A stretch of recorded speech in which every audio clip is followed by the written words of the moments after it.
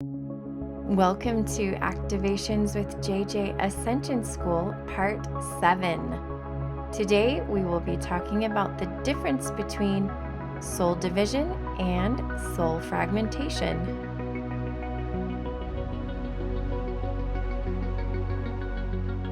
Welcome, my friends. Thank you so much for joining me today for another episode of Ascension School, where I take some time to break down concepts that might be related to higher consciousness, soul evolution, anything and everything that might be of interest to you, and things you can't find in normal textbooks, right? This is kind of woo-woo stuff, and so I try to provide this information for you. I know a lot of people out there are seeking to learn, and I remember when I first started my journey, I was just consuming everything I could possibly find that would help me explain the experience I was going through. So I'm so glad you're here. I cannot wait to head into our topic of the difference between soul division and soul fragmentation. Before we head into that, I want to take a quick moment and share with you some exciting events that I have coming up. For those of you who have been with me for a while, you know that I do my soul family gatherings. Those are typically held on Sundays. I have a different one every Sunday. So if you go to my website, you can see the link below. You can find out what we're doing. But here we have coming up this week. So right now it is the very end of January. So I'm going to kind of tell you what we've got going on in the first part of February. We have the 6th of February, so the first Sunday in February, 2 different Pleiadian gatherings. We have one at 7 a.m. Pacific time and one at 7 p.m. Pacific time. So I would absolutely love to see you there. We connect with the Pleiadians. I know they're coming in very strong right now as far as helping us to really adapt to the energies of the new earth and the ascension energies that are coming through. When we do these gatherings, it's so beautiful. It's just a virtual Zoom gathering. You can pop on with or without video, with or without sound, just listen in, participate by sharing things. And we have an individual activation that I will invite them to do for you. But we also do some work on behalf of the collective. And so if you've never done anything like this before, it's an energy you do not want to miss. Co-creating this space has been so beautiful every single time we do it. So I would love to have you there. The week after that, the Sunday after that, if you resonate more with Arcturian energy, or if you're just thinking, am I Arcturian? I would also love to have you join us for that one. I actually have a parallel life where I'm kind of a hybrid Pleiadian and Arcturian, so I resonate with both. If you want to show up at both gatherings, you're totally welcome to do so. It's kind of similar, but the Arcturian energy is different. I will channel them. I will bring through information from them. They always have a lot to say because they're so involved, so concerned, and just willing and ready to help us with our ascension. So it's a really fun time. You basically get to listen to what I do for my podcasts when I channel, but you get to do it live. And it's a different energy. It really, really is. Lastly, this is the most time sensitive thing that I have to share. Well, kind of. I have 2 events coming up in February. One's coming up really soon, the 2nd of February. The other one's coming up the 22nd of February.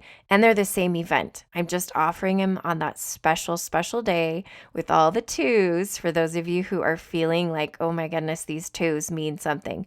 I've channeled before. I did in the last episode I posted about the fact that 2s are really feeling like, for me, the energy of coming into alignment. And so these special mini sessions that I'm doing on the 2nd and the 22nd of February, I have a limited number of spots, but there's just these 30-minute mini sessions where my intention is to have you go into a guided meditation and simply integrate the light codes that you've received, because I know so many of you are receiving them. If you've had crazy dreams, that's probably you. If you're having ascension symptoms, my goal is to help you integrate them better so you're not feeling that roller coaster. In addition to that, I'm helping you to calibrate. I'm going to invite in whatever interdimensionals want to help, if your guides want to help, whatever it is, that is for your greatest and highest good, to help you calibrate your energy to your highest timeline. Some of you have been feeling those physical symptoms. If you are, I would be honored to assist you on the 2nd of February or the 22nd of February. So click on the link in the description to this podcast and we can get together and co-create some space for alignment for you.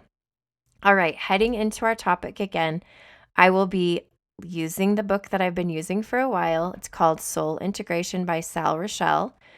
And this part of the book was so fascinating to me, particularly because one of my specialties, I feel, one of my gifts is to work with soul integration. If you've listened before, you know that I do multidimensional soul integration as one of my offerings. And each month I've actually been launching a new cohort, a new group of people who are kind of on the journey together. We do this in a group fashion, and we also have individual sessions. And so this is very pertinent to what I do. I feel like many of you are also moving to a place of being aware of your multidimensionality, and it's going to be helpful for you to bring to your conscious memory how this all works. You know this, right? Your subconscious, your soul knows the things I'm about to tell you, but your conscious mind, there's a veil there when you came and were born on this planet and embodied onto this planet. So we're going to help you remember. That's my intention. I'm just going to start off by reading a little bit of what Sal Rachele says about the differences between soul division and fragmentation. So soul fragmentation involves only the individual souls who have emerged out of the oversoul. Fragments are not whole, complete, and sovereign souls. They are pieces of an individual soul that have broken off from the parent part of the soul for various reasons. If the reason for the fragmentation is so that the parent part of the soul can remain in the higher realms while the fragments go out and explore the lower realms, then this is said to be voluntary fragmentation. A fragment that embodies into a human form to experience Earth or another lower density planet is called a primary fragment. Now, I'm going to stop right there and give you a little bit about my experiences as I've done soul integration. What I do with soul integration is assist you to integrate fragments which have gone and fragmented off and decided to experience other things and are ready to be integrated back. Now, some people might think, well, but what about, what if I feel like I've been an Egyptian or something? Isn't that a lot higher vibration? Actually, we are in a time and you are in a place where you are much higher vibration than you think. I think a lot of us underestimate where our vibration is right now, especially after the last 2 years worth of shifts that have been happening. We are in quite a high vibration. And so as I work with people, they are integrating soul aspects that have fragmented off. And I believe that some of them have fragmented off to experience parallel or lower vibrations, to be completely honest with you. So my impressions, of course, adding into what Sal Rachele channeled are those. As he kind of goes on, he talks about the fragmenting of our souls as it relates to trauma or cords, what I call cords, or something connected to a relationship you've had, intimate relationships in particular. So I want to talk about that for a second because they kind of go hand in hand. I told you before, this was a couple of episodes ago in the Ascension School series, that our soul evolution deals with a sort of a journey where we go through enlightenment and then we kind of do our shadow work and then we feel like there's more, and that's soul integration. I feel like the shadow work does involve reintegrating fragments that have broken off or that have sort of been attached to other people or other things due to trauma. And that is why, as people begin my soul integration process, I often find out how much trauma work they've done because I feel like it's quite important for you to begin to integrate those involuntary, we'll call them involuntary, although I truly believe that our higher self is in control and knows what's going on. And I think that really that it's all meant to be, but those fragments that have come off due to trauma, as you begin to reintegrate those, you start to feel that pull to want to reintegrate the voluntary fragments. That's my personal opinion. I'm adding to what Sal Rachele has said. And the interesting thing is, as I mentioned earlier, we're talking about the difference between fragmentation and soul division. Okay.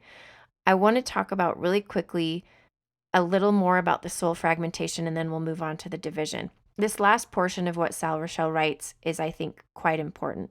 He says soul fragments can travel through time, space, and other dimensions depending on the size and energetic matrix of each fragment and the purpose of the fragmentation. They can attach themselves to other parent souls or even other fragments belonging to different souls. So that's just kind of an idea of, for instance, when I do multidimensional soul integration, where I am bringing these souls from. It has been incredible. I feel like at this point, I have a lot of stories very similar to what Dolores Cannon wrote in many of her Convoluted Universe books. A lot of people ask me, like, what do you do during soul integration? Does it involve past life regression? It absolutely does. That's why it's so similar to what Dolores Cannon did, is that I feel like what we do is we connect with these other lives, these parallel lives, and we bring them in to integrate them. That's the step that's not included in what like Dolores Cannon did, that I think is a further step that if people are ready for, that I can facilitate. But at any rate, the places where we get these soul aspects is absolutely mind-blowing. It's mind-blowing. I remember when I read the Dolores Cannon Convoluted Universe books the first time, and I was like, what in the world? That has never crossed my mind that that could be a possibility. I had a session one time where I was literally I see things a lot. I use my third eye when I'm doing the soul integration process. So you're not necessarily under hypnosis, but you're listening to me and we're co-creating this. A lot of people who can see with their third eye will see what I'm describing. Other people just feel it, but it's not necessary that you have like a super open third eye, because I'm kind of doing it for you by proxy. I saw blocks, like literally almost like Lego blocks of energy, and that was the soul fragments that we were going to reintegrate back into this person. So for some reason, a part of this person's soul had fragmented and wanted to experience being blocks of energy. And then what we did was we brought these blocks of energy into their body and reintegrated them. And that process was also incredible. I don't have time to share all about it here, but wow. I could go on and on and on. I really do sometimes wish that I would write more down, because I could write several books. But if you're interested, these stories could be yours. Let me just tell you, it's so amazing. All right, I want to kind of finish up our talk about this soul fragmentation and move on to a discussion about soul division. So, one of the interesting things that Sal Rachele brought up in a part of the book a little bit before what I just read was that soul division is a lot like cell division, in that the soul is dividing, and then the soul that divides off of it actually becomes an independent functioning soul. And again, there's not too many similarities between fragmentation and division. I think it's just important for us to know. So it says, while soul divisions are complete holographic representations of the creator as it differentiates down through the levels, soul fragments retain some holographic characteristics while lacking others. For example, fragments have a degree of consciousness. In other words, they are aware of themselves. In fact, because they belong to a parent part of the soul, they are linked to that part and have access to the knowledge, memories, and experiences of that part. They might even believe they are that part, especially if they have not been brought up in a society that does not believe in the existence of extrasensory abilities or extraterrestrial lifetimes. If you believe your human self and ego personality is all there is, You might also believe that your primary soul fragment is all there is. You would then have a hard time believing that you are a vast, creative spiritual being with a parent part in the heavens. Theoretically, soul fragments have access to the consciousness of other fragments belonging to the same parent part. But in practice, this awareness is rarely demonstrated. However, this means you can vacillate between various aspects of self, or in a sense, change personalities. What is actually occurring is that the ego personality is changing its identification from one fragment of the soul to another. I'm going to go ahead and finish off that quote from the book there and just make a few comments myself on what I've seen as far as what it means to live multidimensionally after you integrate these fragments. It's very similar to that last portion of the quote where he talks about going back and forth from different personalities. So some people ask me when they're curious about soul integration and doing the process, like, what is it like for me? If I'm feeling like I'm integrating these parts of me, am I going to feel like I have split personalities? And I'll be completely honest with you. That's why the integration process should be taken very seriously. And that's why I try to make it as high a quality of process as I possibly can. I put so much of my heart and soul into making it as smooth as possible for you because it can be quite jolting to your original soul, parent soul. It's more your consciousness and your physical body that is more like in flux and whoa, what's going on than your soul, because your soul really doesn't react as much. But it's a big change. And what I've noticed is that it just takes time. It takes time to begin doing that. Some of you have already experienced it, some of you are on the journey already. But as you go on it, you're going to notice you become more and more used to being a multidimensional being. And it doesn't feel scattery. It doesn't feel like, oh, I'm this personality and then, oh, I'm that. You just set the intention that you're all one because in the end, we are all one. We're all part of source. And this is just a little baby example of unity consciousness. Integrating soul aspects is teaching us that we're all one. And I truly believe that. I really feel that as people begin soul integration, they're going to stop identifying so much with this one earthly body, which causes a lot of problems. It's the ego, right? I don't want to say problems, but it just causes a lot of this lower dimensional stuff going on our planet.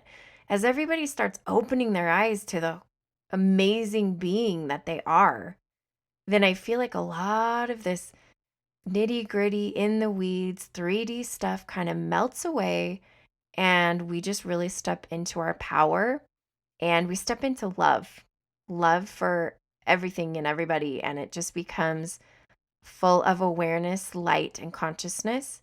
And again, it doesn't mean we never experience emotions again, because I even feel like when I say all we do is love, well, but still, our concept of love and the concept of light, source energy maybe is what we could call it, is different. We still have emotions. We're still going to have ups and downs. Our life isn't going to be full of rainbows and butterflies, but we see the mud and the muck and the tough things a little differently when we come to a multidimensional place. And again, that is what my goal is and my intention is when I work with people through the multidimensional soul integration process.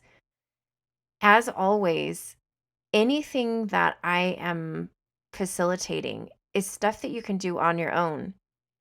It's always there and accessible to you. I want to tell you that you're empowered to do all of it. You can work with your guides through any of it. So whatever resonates with you, whether you work with somebody to guide you through or you work with your guides to help you through it, you will know and you'll be led when it's time for you to start doing soul integration.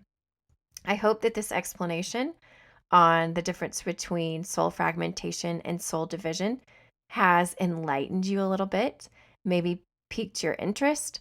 If you want to read more, simply go to Amazon. You can find Soul Integration by Sal Rachele on Amazon. The link is below in my description to the video or the podcast. And as always, I just want to thank you so much for co-creating with me. I hope to see you soon.